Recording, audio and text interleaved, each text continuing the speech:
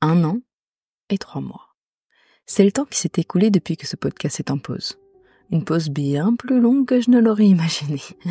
Moi, la carriériste assumée, j'aurais jamais imaginé m'arrêter aussi longtemps. Au début, cette idée m'effrayait.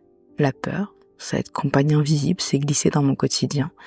Elle chuchotait à mon oreille, me rappelant sans cesse que les gens allaient m'oublier, que mon absence allait effacer tout ce que j'avais construit, que mon nom allait se perdre dans l'immensité du bruit numérique.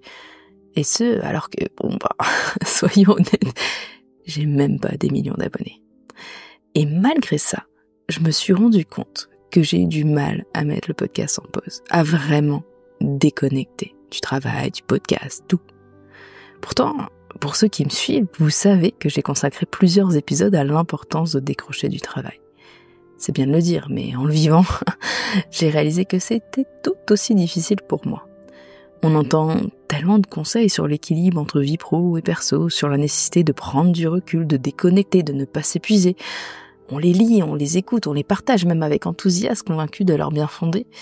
Mais quand vient le moment de les mettre en pratique, c'est une autre histoire. C'est facile de dire « prenez du temps pour vous ».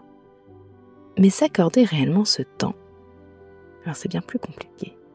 On a toujours une excuse, un projet en cours, un mail urgent, une tâche qu'on pense pouvoir boucler rapidement, bref, ces pensées tourner en boucle. On vit dans une époque où on a l'impression en fait que notre existence dépend de notre visibilité, que si l'on cesse de poster, de partager, de s'exposer, on devient soudainement invisible. Mais est-ce vraiment le cas ?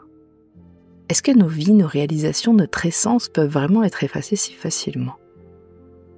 Peu à peu, j'ai commencé à donner au temps sa juste place, à comprendre que cette course effrénée pour être vue, pour être validée, n'était finalement qu'une illusion.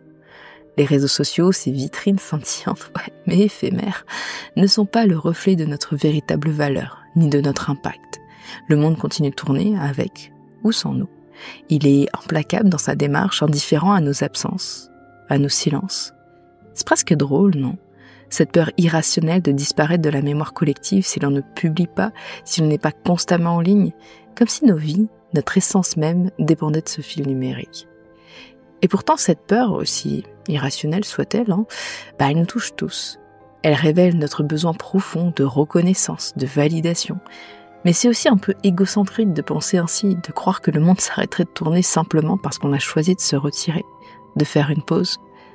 Parce qu'en réalité, le monde continue de tourner, avec ou sans nous. Il ne s'arrête pas, il ne s'interrompt pas, il avance inexorablement. Alors une fois ces pensées dissipées, une fois cette peur affrontée, que reste-t-il vraiment ? La vie. La vraie vie. Celle qui se déroule en dehors des écrans, des notifications, des attentes sociales. Ce temps de pause m'a offert une opportunité rare. Celle de savourer la vie, de m'ancrer dans le présent. J'ai pris cette pause longue et nécessaire car j'ai eu la chance inouïe de devenir mère pour la 2e fois. Un être si petit et pourtant, si puissant, capable de redéfinir tout mon univers, comme sûrement beaucoup de parents le diraient. Bref, c'était une année entière, loin du tumulte, enfin, presque, parce qu'avec un bébé, le tumulte, il est quand même un peu là, mais loin des obligations, loin de ce monde qui nous pousse sans cesse à faire, à produire, à performer. Et là, dans cette simplicité retrouvée, j'ai compris une chose essentielle. Le bonheur n'exige pas grand-chose. Il se niche dans les moments les plus ordinaires, dans le silence d'un matin, dans un sourire échangé, dans l'authenticité d'un moment partagé. Ce bonheur-là, il ne se mesure pas en likes, en followers, en succès professionnel. Il est bien plus profond, bien plus intime.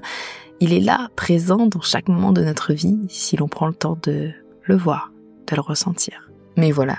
Et il y a ce moment où la vie nous rappelle doucement à elle, où l'appel du travail, de la création, de l'expression se fait sentir. Faire mon podcast m'a manqué, c'est vrai. Ce n'est pas seulement un travail, c'est une passion, une manière de m'exprimer, de partager, de créer du lien. Alors me revoilà. Parce qu'au final, même si le monde continue de tourner sans nous, il y a toujours ce petit coin d'univers où notre contribution, aussi humble soit-elle, trouve encore sa place. J'ai eu le temps de réfléchir et je réalise à quel point j'ai de la chance. La chance d'avoir un travail qui me passionne, qui me tient à cœur et qui dépasse la simple routine. Ce travail, c'est bien plus qu'une obligation, c'est un moyen de s'investir dans ce qui me fait grandir et de partager une part de moi avec les autres. Et peut-être que dans ce retour, dans cette reprise, il y a une nouvelle sagesse, une nouvelle perspective, un équilibre entre ce que l'on fait et ce que l'on est, entre ce que l'on donne et ce que l'on reçoit. Alors, me voilà de retour, avec de nouvelles perspectives et peut-être un peu plus de sagesse. À très vite.